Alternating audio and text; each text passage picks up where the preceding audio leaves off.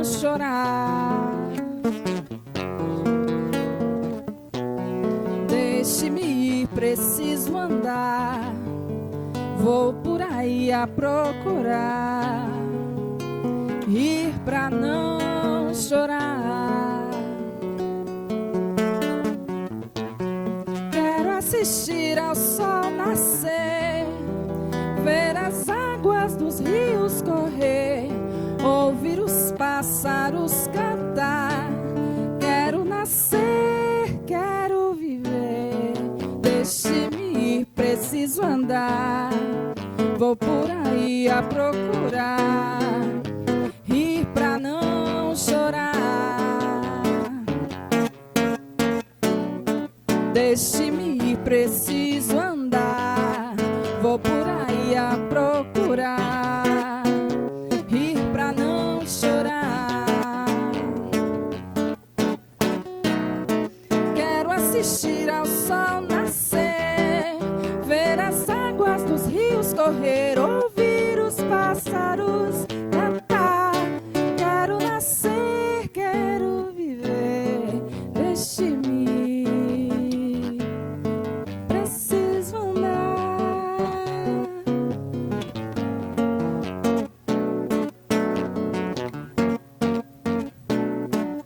E se alguém por me perguntar, diga que eu só vou voltar quando eu me encontrar. Depois que eu me encontrar, depois que eu me encontrar, depois que eu me encontrar, depois que eu me encontrar. Obrigada. Boa noite. Vamos nos preparar para a oração.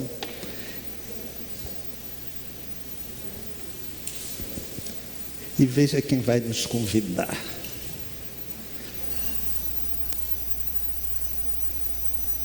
Estamos aqui para orar. Vamos orar juntos por todos. Vamos. Way among the stars, let me see what spring Tá alto. is like on Jupiter and Mars. Now the world hold my hand. Senhor, The world, darling, kiss me. caminhamos, levando trombadas, Let me see caindo, forever. pisam nos nossos pés, nos empurram, gritam. E nós nos desestabilizamos, mas depois nos recompomos e seguimos naturalmente.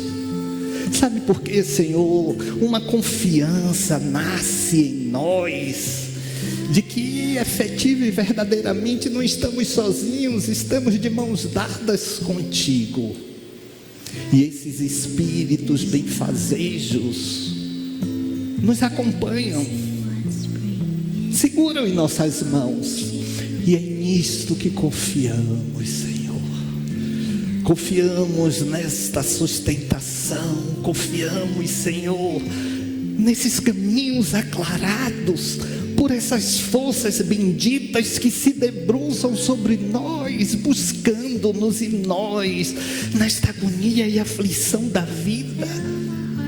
Não nos damos conta, mas é assim, Senhor, que nós vamos modulando a nossa caminhada, que nós vamos, Senhor, regulando com essas forças benditas as batidas do nosso coração, das nossas emoções, e com esta certeza, Senhor, que o Senhor está nos acompanhando através desses espíritos benfazejos, que nós te dizemos humildemente: sê conosco, Senhor, sempre, sempre, sempre, sobretudo naqueles momentos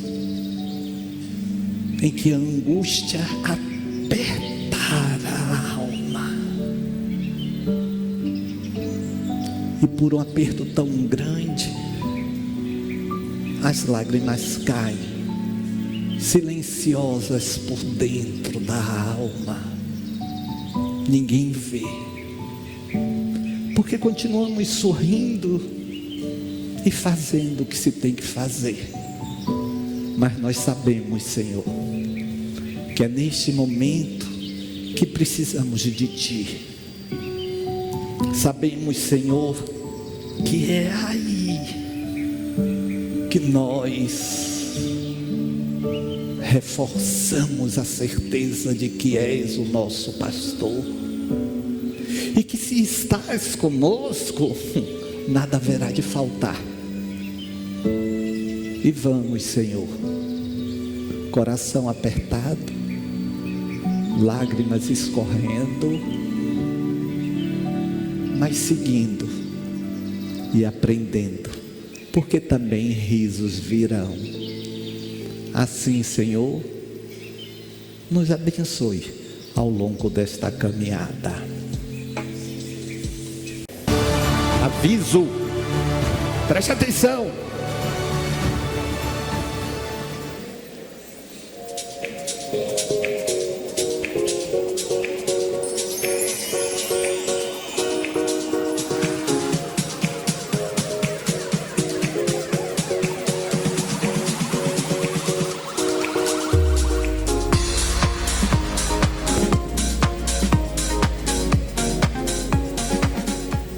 Então, dia 24, vamos fazer nosso culto interreligioso bonito. Estamos vendo aquele grupo afro-brasileiro. Vai ser muito bonito. Meus amigos,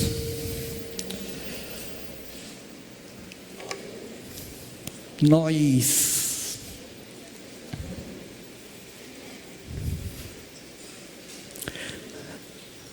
há uma disposição da alma humana, e isto é centenário, porque vem de outras vidas, de se regozijar na dor. Não é que nós gostamos de sofrer, não, mas nós nos acostumamos com a ideia de que sofrer faz bem, de que sofrer nos leva para o céu, que aqui, neste mundo, precisamos sofrer para encontrar a plenitude da felicidade do outro lado. Não nos damos conta que vivemos em busca de nos punirmos. Nos punimos por tudo, achamos que ainda não estamos evoluídos. Vamos ver isso daqui a pouco, numa concepção de um filósofo dinamarquês. Imaginamos que não há evolução se não houver sofrimento. Isso foi uma forma que a religião encontrou de gerar o aprisionamento, de gerar a manipulação. E isso ainda é recorrente.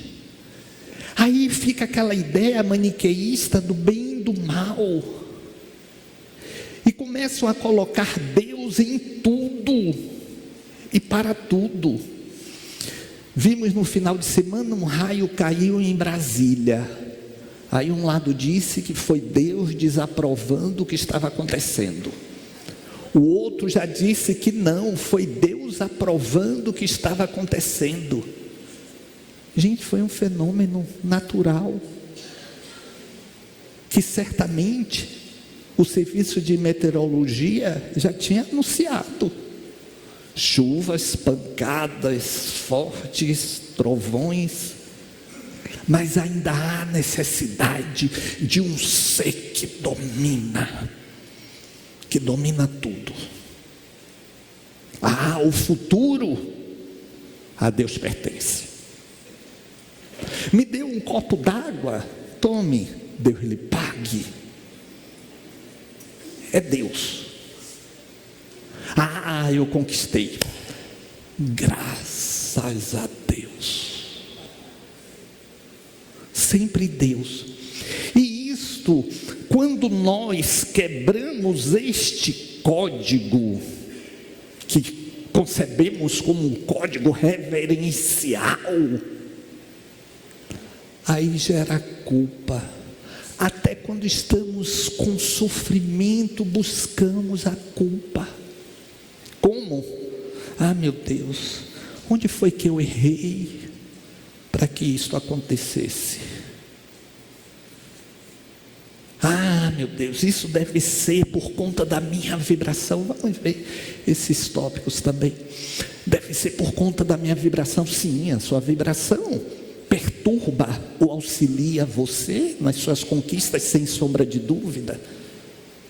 Se a sua mente trabalha, o seu campo vibratório, se a sua energia é trabalhada na confiança, na fé raciocinada, claro que você gera um campo vibratório em torno de você. E esse campo vibratório vai ou ter pássaros cantando ou morcego voejando, na simbologia das forças positivas e negativas. Sim. Então, o que fazer? Medrado, não seria então bom que nós soubéssemos o que fizemos nas vidas passadas para entender o que está acontecendo agora? Não é bom não. Não queira isso não. Não queira não. Porque você não vai gostar do que quem está do seu lado lhe fez. Deixe o fluxo da vida. Eu já contei aqui a vocês de um cidadão porque queria se lembrar, Medrado, me diga onde eu posso fazer regressão. Rapaz, deixa para lá. Olha, se o véu do esquecimento foi colocado, há um sentido. Eu quero, tá. Aí um tempo depois ele voltou. Medrado, como é que eu faço para esquecer o que eu estou lembrando? Eu virei assim, o que foi? Não, você lembra? Se lembro, sim. Pois é, eu busquei uma regressão e consegui. Eu sim, está feliz uma castanha. Ele soltou um palavrão. Sim, Medrado, olha que coisa. Meu irmão me matou com a minha mulher de uma vida passada, me emparedou, e hoje essa mulher, minha mulher, esse irmão não era irmão, era um mascate que eu dei guarida uma noite. Ele hoje é meu irmão. Eu sim, Medrado, e se de novo? Aí eu brincando disse assim, vem cá, eles lhe mataram, foi. Medrado, a coisa é séria. Ela jogou água fervente no meu ouvido. Eu disse, rapaz, não só queimou não, Medrado, me mataram. Depois disso, Medrado, está um desassossego minha vida. Todo domingo tem macarronada lá em casa. Eu todo domingo deixo cair uma coisa para olhar por debaixo da mesa para ver se eles estão se futucando. Eu disse, eu falo, mas eu te disse. Sim, Medrado. E no outro dia, dormindo, tomei um susto. Minha mulher se esbarrou lá em alguma coisa, estava com um negócio de água na mão, um copo de água.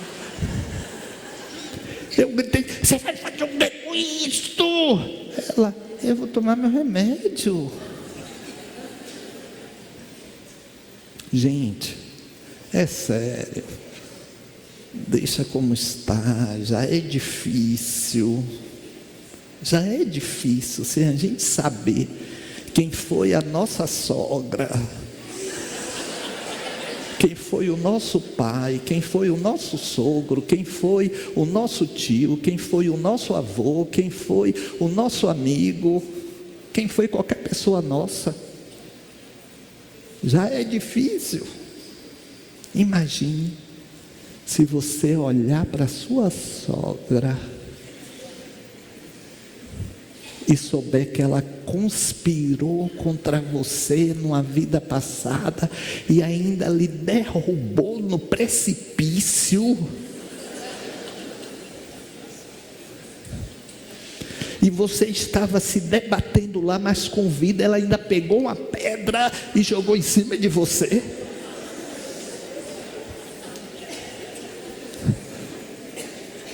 Deixe quieto. Quando a dor vira culpa, a dor deixa de ser só dor e vira acusação interna. Você não presta mesmo. Olha o que você só faz M. Até quando alguém faz alguma coisa, você quer buscar a resposta em você. O que é que você fez para aquela pessoa ter feito aquilo que lhe fez sofrer?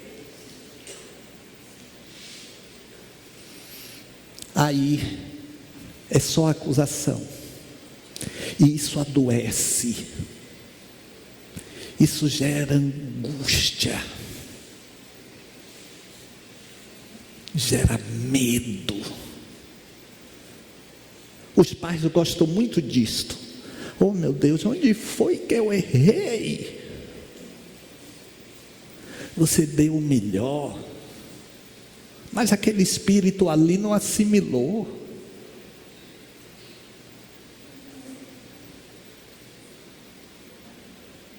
É isto. Não significa que você tenha fracassado. Pode ser que o espírito não sintonizou com o compromisso dele. Mas temos que bater em nós mesmos. Então a culpa surge quando interpretamos a dor como falha pessoal, não como uma experiência humana. Estamos aprendendo, estamos em escola, é uma escola aqui, ó, e vamos nós, e nada está pronto. Tudo vai se modulando e modelando à medida que vamos compreendendo, que vamos abrindo a nossa visão, que vamos experienciando, que vamos ouvindo, que vamos lendo. Ler faz bem, viu? Não é ler o feed do Instagram, não. Ler faz bem. As pessoas não estão lendo. Não estão lendo. Se cansam, mas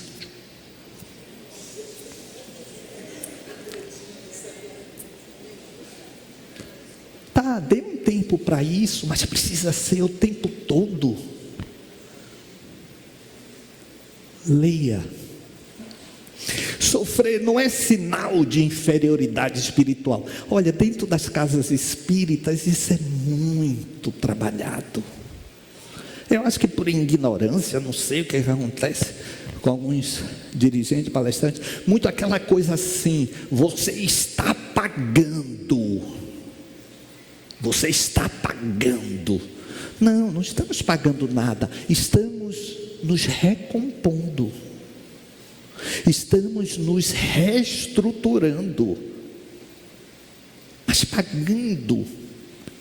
Então se passa aquela ideia mesmo de que se você está sofrendo, a culpa é toda e absolutamente sua. E pronto. Isso não é justo conosco. Não é justo com você. Olha a sua história. Olha a sua caminhada. Olha os seus processos até você chegar aqui onde você está. Sim, você falhou. Você se equivocou. Sim. Mas isso é experiência. Isso é experiência. Não somos espíritos perfeitos. A cultura que não permite sofrer. Olha, aí a gente vê assim, agora a era dos coaches. E olha, eu já estou vendo coisa do tipo assim, mentor. As pessoas já estão se colocando como mentoras. Mentor disso, mentora daquilo. E o sofrimento passa a ser algo execrável. Temos que estar sempre bem. As redes sociais têm filtros para mudar a sua aparência. Você posta um negócio, aí vai lá, muda o filtro. Não gosta desse filtro? Bota outro. Bota outro. Tudo com o objetivo de fazer com que sejamos pessoas permanentemente felizes. Agora fica um problema sério aí, porque as pessoas querem ser permanentemente felizes, com seus semblantes felizes, e estão paralisando o rosto. Então vai chegar um momento, ninguém vai poder sorrir, não. Ele vai estar todo assim, paralisado, cheio de botox, não é? Aí, a cara triste, a cara alegre,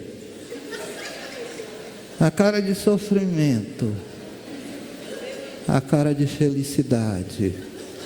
Talvez pelos olhos, né? Pelo olhar, não é? Aí alguma coisa. Então, estamos na era dos filtros e do botox. Claro, vamos usar, use. Mas não perca as suas histórias nisto. Eu fui no TRT, já faz alguns meses, mas resolvi os negócios. Eu nunca vou no TRT, me aposentei, nunca vou lá. Mas estive lá e fui na fila do banco da Caixa. Tinha umas 3 pessoas na minha frente. Aí a colega que estava na frente, aí me olhou. Tudo bem, Medrado? Eu, tudo bem, e você? Tudo bem. Medrado, oi. Você está me reconhecendo, não? Aí eu virei assim, olha, faz tanto tempo, mas eu reconheci você. Eu virei assim, você é melhor de memória do que eu, então, não é? Aí ela foi falando, aí a voz foi me soando familiar. Aí ela virou e ainda disse assim, vou lhe dar 3 opções. Eu, deixa de bobagem.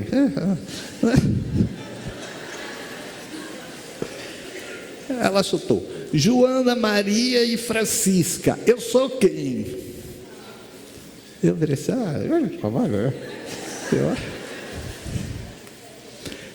Medrado, eu não estou assim tão velho e irreconhecível, não. Aí eu sem querer, mas foi sem querer, o inconsciente da gente nos trai. Eu falei assim, não, muito pelo contrário, você está tão puxada, que eu não estou com a... No meio do caminho eu lembrei do que eu disse, assim, remoçada.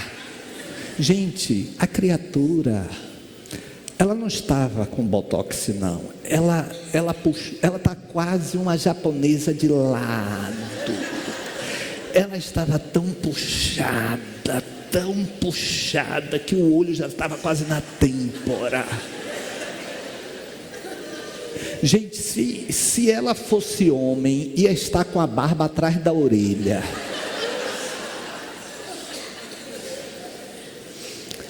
Aí eu sorri e disse assim: você está mostrada? Ela disse assim: e fez assim como se eu estou bem, não é? Gente, se eu tenho 64, vou fazer 65, ela deve ter uns 70 e alguns. E queria estar com 30, para vocês terem uma ideia. Não é? Então, é esta cultura. Você tem que estar sempre bem, sorrindo.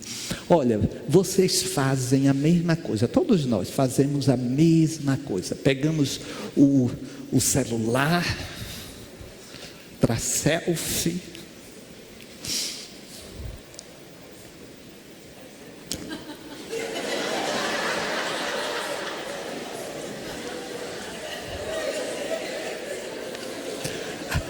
Tá tudo bem, é isso aí, não sou contra nada, mas isso está ganhando uma conotação de que temos que ser grato ao sofrimento em silêncio, precisamos ser fortes, não demonstrar fragilidade nem vulnerabilidade, e temos que ser sempre positivos.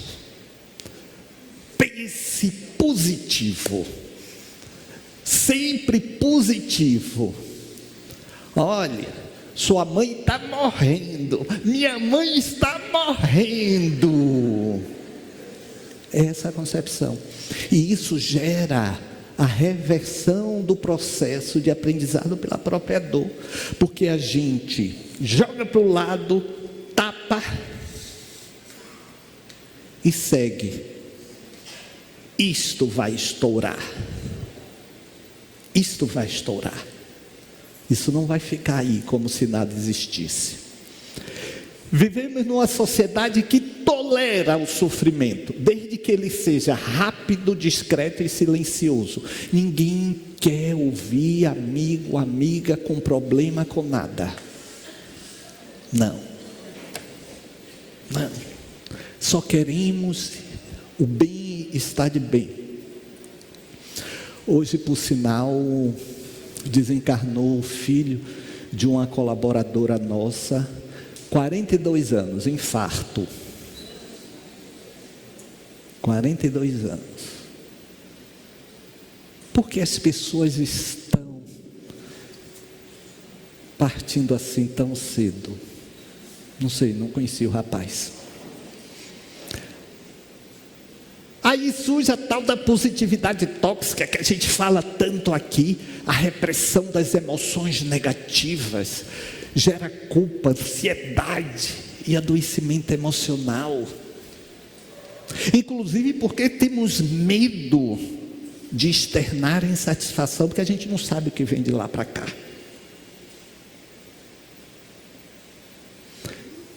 Eu postei recentemente no meu Instagram, um cidadão vinha com um carro e um rapaz numa bicicleta veio e arrebentou o retrovisor dele. Certamente alguma coisa atrás aconteceu, né?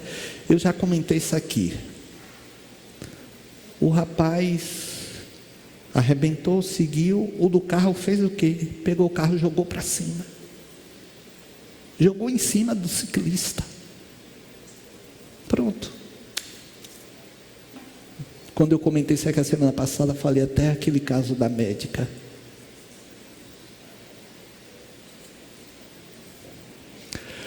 A repressão das emoções negativas gera culpa, ansiedade, adoecimento emocional. A dor negada, olha, preste atenção a isto.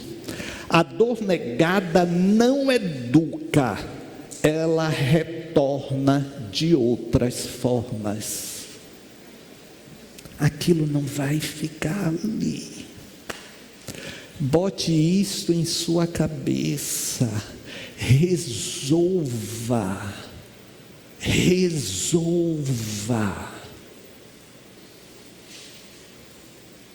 Não ache que não tem mais jeito, porque você já está acima dos 40, dos 50, dos 60, dos 70, dos 80. Enquanto você estiver aqui, o trabalho é esse: aprendizado, transformação, modificação e caminhar para frente. É sempre este.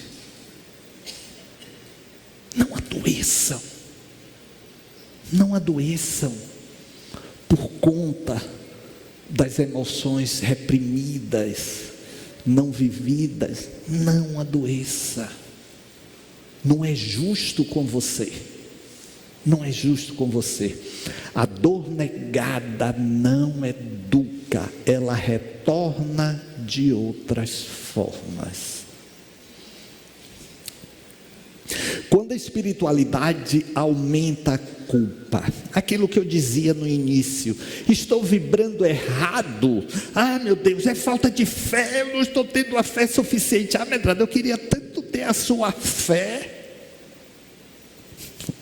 Fé não se pega na prateleira, não é com a leitura de um livro ou indo em algum lugar. É compreensão de vida, é compreensão. E nós falamos de uma fé raciocinada, falamos de uma fé que simplesmente não acredita. Confesse seus pecados e você está liberado deles todos. Imagine, mate, violente, mas se entregue a Jesus. Pronto. Aí ele zera tudo. Peraí. E quem não acredita em Jesus? Aí se lascou. Aí vai lá acertar com o dono do tridente no inferno. Imagine isto. Então, não, você tem que se reprogramar. Uma moça ia casar, católica, confessava, comungava, era assim conhecida, apesar da pouca idade, como Papa Hóstia. Aí ela foi, o padre estava lá no confessionário, abriu a portiolazinha, olhou quem era. Fale, minha filha. Padre, eu pequei. O que você fez, minha filha? Eu vou casar daqui 3 meses, e o senhor que vai celebrar. Eu sei. Olha, padre, eu estava no shopping, olhando as coisas para minha casa, encontrei um colega de faculdade, e aí conversamos, e aí, padre, eu fiquei com ele. Ficou como, minha filha? Fazendo lanche? Não, padre. Não. Foi isso não, padre. Eu sei, padre. Eu sou volátil, né? Não, minha filha, a palavra não é volátil, é volúvel. Padre, o que é que eu posso fazer? Reze 5, Ave Maria, 10 Pai Nosso e pronto, você está liberada. Aí ela saiu feliz da vida. Semana seguinte, padre, eu pequei. Qual foi o seu pecado, minha filha? Olha, padre, eu estava caminhando no shopping Minha filha, essa história não foi na semana passada, mas é porque eu gosto muito de ir ao shopping, padre. Aí eu estava assim, o senhor sabe, né? Essa carne, padre, essa carne fraca. Aí eu encontrei um vizinho.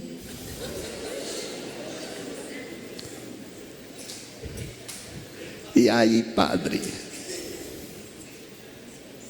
eu fiquei. Padre, fica. Minha filha, eu já sei o que é ficar. No seu caso, eu já sei o que é ficar. Você ficou, né? Oh, padre, eu sou tão volátil. Não, minha filha, você é volúvel. Reze 15 Ave Marias, 20 Pai Nossos, que tudo bem. Aí ela saiu feliz. Terceira semana. O padre entra no confessionário, aí passa, ela estava na fila. Ele olha. Padre, eu pequei. Minha filha, vamos economizar nosso tempo. Você ficou agora com quem? Padre, eu acho que esse pecado é imperdoável. Com o irmão do meu noivo. Oh, padre, eu sou volátil. Não, minha filha, você é uma galinha. E muito da feia.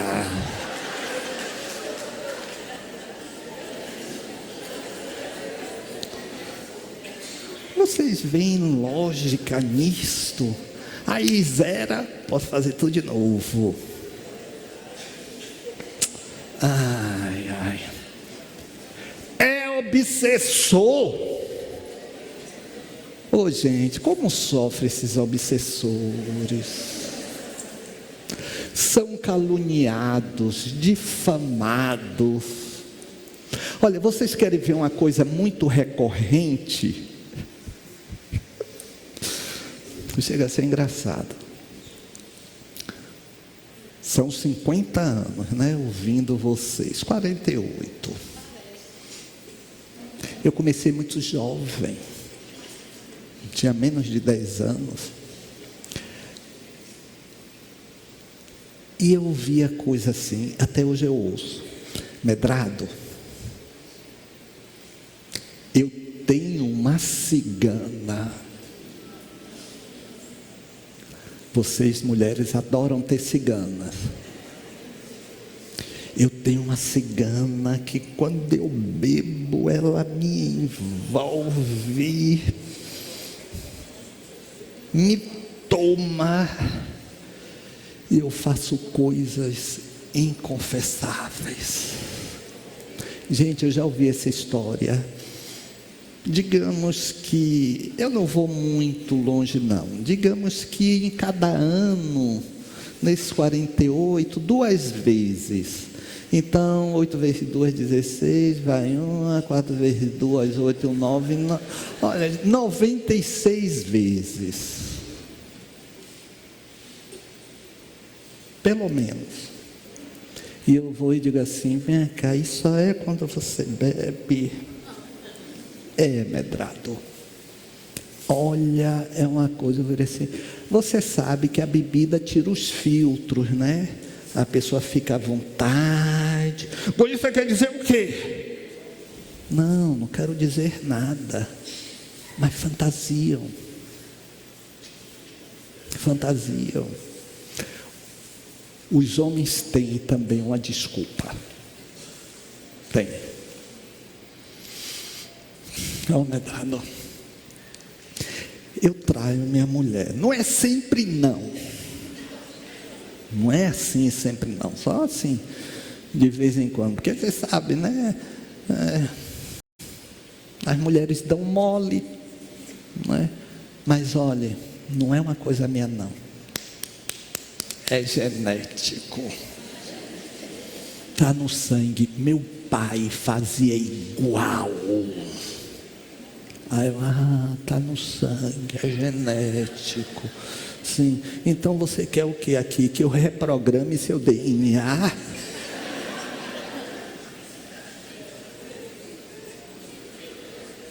Então, vivemos querendo culpar. Alguém tem que se culpar. Mas olhe, esse aspecto talvez seja até honestamente o mais danoso, porque nós não nos perdoamos e ficamos nos maltratando e remoendo as mesmas coisas de sempre. Ponham na cabeça de vocês, naquele momento eu agi com o que eu tinha de melhor dentro de mim. E pronto. Siga seu caminho. Siga seu caminho. Não estabeleça uma bola de ferro naquela situação. Uma vez eu falava isso numa palestra e veio um cidadão e disse: Medrado, olha, eu estava ouvindo ali você falando, mas no meu caso é diferente. Eu disse: por que no seu caso é diferente? Porque eu matei um homem. Aí eu, mas olha, Medrado, ele invadiu minha casa, ou era eu ou era ele. Por que você não se convence disto?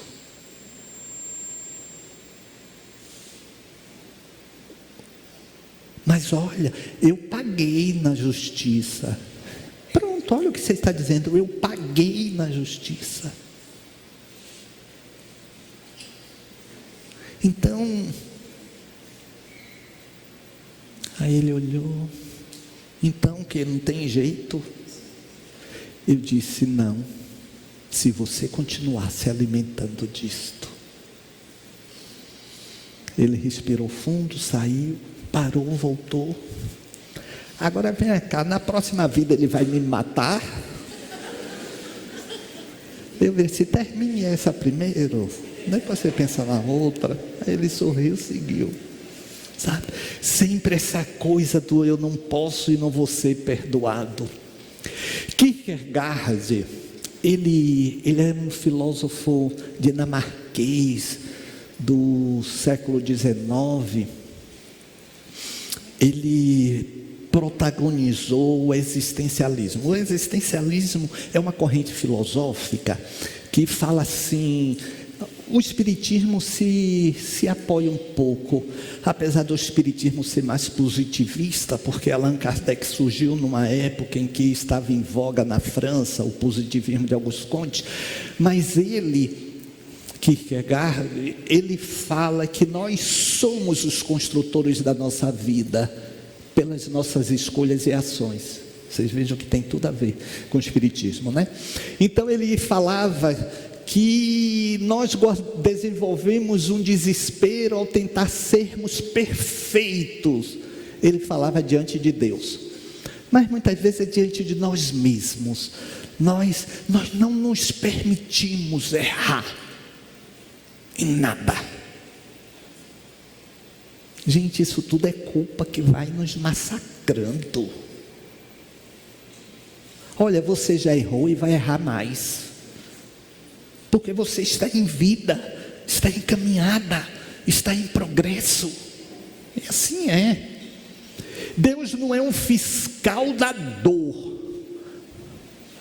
Não. Vamos acabar com essa história de que Deus é um homem, é um ser. Que mania. Nós fomos criados à imagem e semelhança de Deus na energia, nessa energia que anima tudo, nesse fluido vital. Aí o que é que nós fazemos? Criamos Deus à nossa imagem e semelhança. Deus é Zeus, que joga raio, porque Zeus fazia isso, né? Então, o Deus grego mais poderoso, então ele errou, raio nele. Ou então, Marte, que aí já é dos romanos, que bramia a sua espada. Aí ficamos ainda com essa concepção, gente, Deus não é uma individualidade, é essa energia que está em toda parte, inclusive aqui em você, essa energia que circula. E olhe, essa energia que entra e sai no simbolismo da interação se contamina com o nosso inconsciente, porque o nosso inconsciente, ele não é estático, não é uma gaveta que temos na nossa mente, ele é energia também circulante. Então você, para ter uma ideia, olha, ele sai, essa energia entra e muitas vezes fica ali contaminada e não se afasta, porque nós não nos trabalhamos. Olha, quando eu falo, eu fiz a psicanálise, depois eu fui fazer uma formação em psicanálise. O meu psicanalista é o mesmo há 40 anos. Antônio Carlos Caire Araújo. É o mesmo. Medrado, você ainda precisa? Preciso. Porque o que vocês jogam em mim, eu vou fazer o quê? Eu vou degustar? Não, eu preciso dissipar. Não há quem consiga se neutralizar diante de determinados dramas, tragédias. Não. Então, olha, tem que botar para circular, não é? Deus não é um fiscal da dor. A espiritualidade verdadeira acolhe antes de corrigir. Não é nem de corrigir, mas correção aí no sentido de oferecer conceitos para serem viabilizados em ações. É esse sentido. Aí eu vejo vocês prestando atenção, atentos. Aí eu fico, meu Deus, eu estou há 48 anos falando essas coisas aqui. E me dá prazer em fazê-lo. Mas são 48 anos que eu vejo pessoas no mesmo patamar. Não, eu gosto, eu vou, mas nada viabilize mudança, viabilize transformação.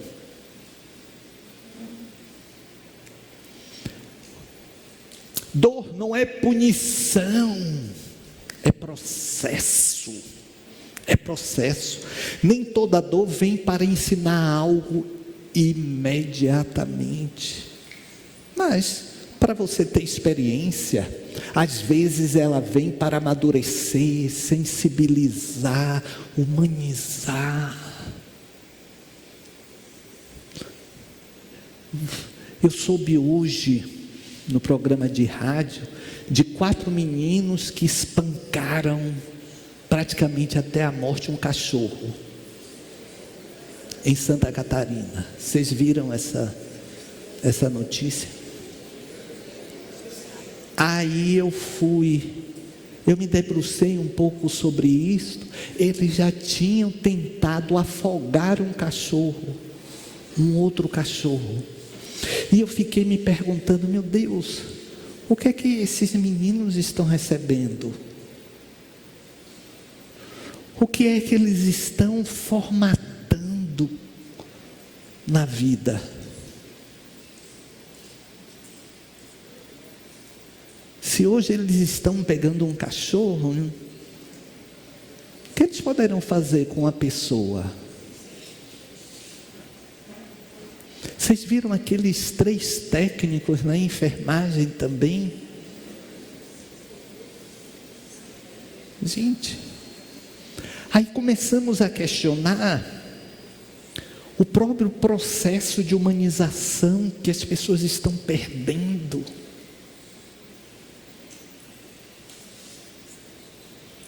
próprio processo de humanização. E no cristianismo estamos vendo isto. Os valores cristãos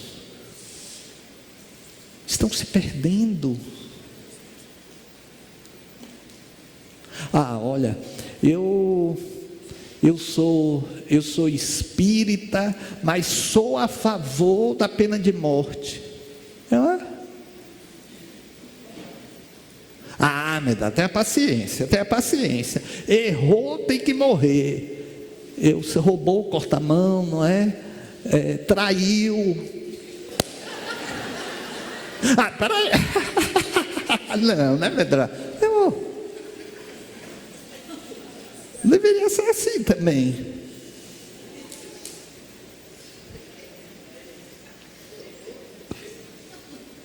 Aí vocês riem, né? Se sentem vingadas de certa forma, não é? Eu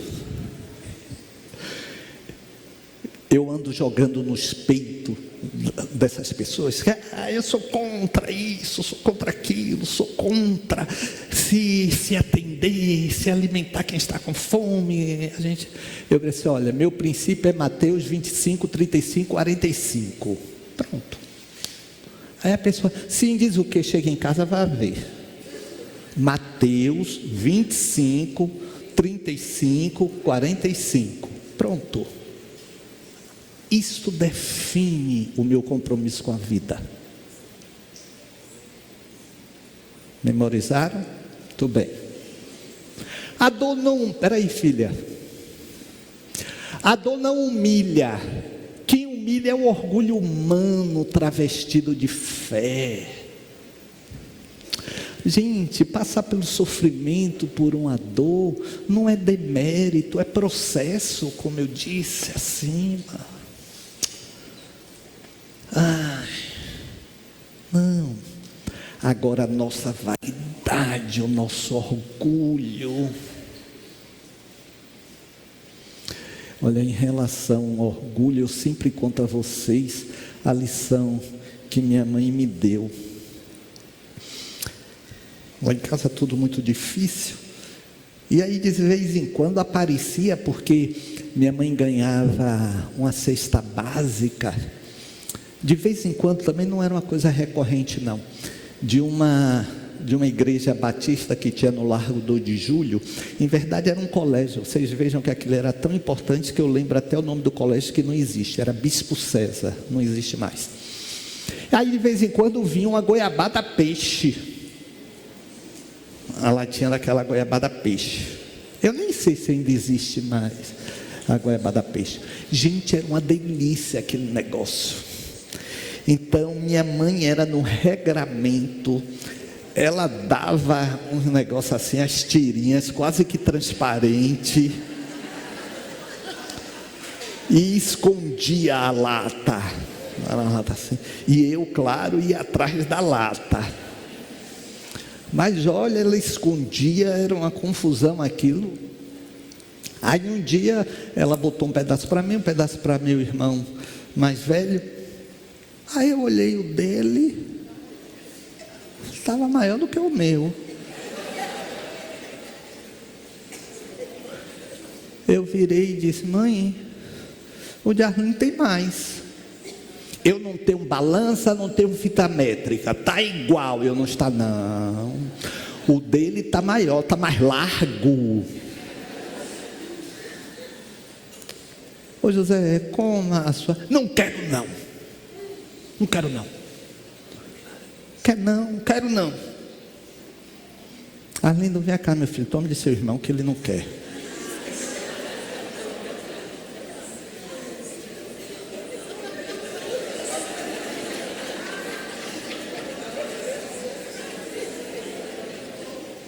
Como todo bom irmão, pirracento, ele ficou na porta.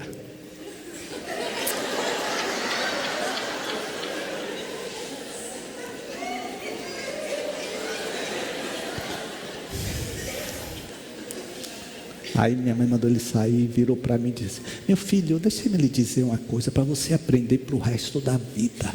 Orgulho é o sentimento mais burro que pode existir. Você adora doce, por orgulho você não quis comer seu doce. Então aprenda isso. Vocês sabem, quando eu tenho assim algum processo assim de me sentir ofendido e o orgulho aparecer, eu digo: ai meu Deus, minha pedaço da goiabada. Não.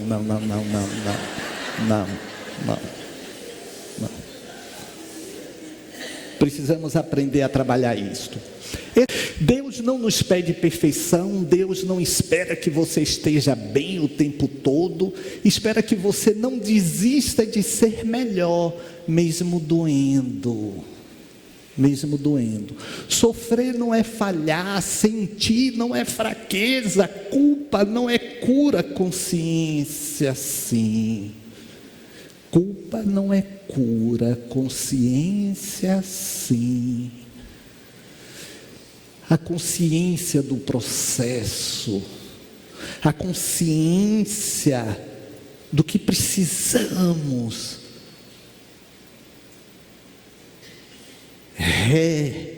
reorientar, isso sim é necessário. Senão, vamos continuar sofrendo, sentindo dores, honestamente, desnecessariamente, porque essas dores buscadas não sugerem evolução. A dor faz parte da travessia. A culpa é só o peso extra que não precisamos carregar. Então, a dor faz parte da travessia, a culpa é só o peso extra que não precisamos carregar. Pode soltar, por favor. Estamos aqui para orar. Vamos orar juntos por todos. Vamos. Play among the stars. Let's see what spring is like on. Retomamos, Senhor, aquela energia dos pedidos. Ali, Senhor, nos colocamos como andarilhos, trôpegos, que caímos, que levantamos. Agora, Senhor, é o momento em que vamos agradecer, mas ainda pedir pelas pessoas cujos nomes colocamos para orar.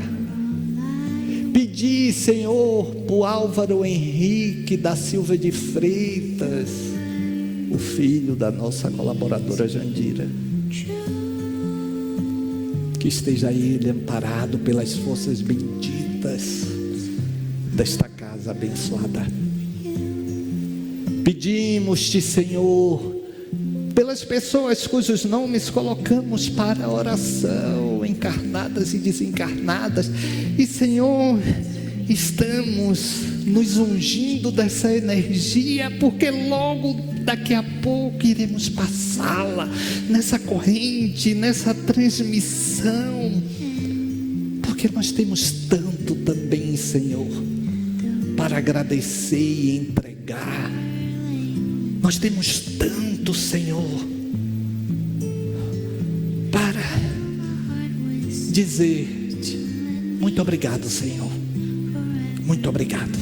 Muito obrigado pelas sombras ao largo dos dias causticantes de sofrimento e dor. Obrigado, Senhor, por essas sombras que são pessoas que acolhem, são pessoas que nos injetam otimismo, fé e esperança. Muito obrigado, Senhor. Muito obrigado, Senhor, também por aquelas pessoas que no silêncio, apenas no olhar, nos envolvem em ternura e compaixão. Muito obrigado, Senhor. Muito obrigado, Senhor, porque nós aprendemos ao longo da nossa vida que o importante não são necessariamente as quedas, mas sim a recomposição e confiança. E é por isso, Senhor, que nós buscamos nos recompor em momentos como este, em que nós te dizemos muito obrigado, Senhor. Muito obrigado aos passistas, muito obrigado, Senhor, porque nós ouvimos, ou nós sentimos, ou daqui a pouco recebemos aquilo de que necessitávamos na medida da nossa precisão. Senhor,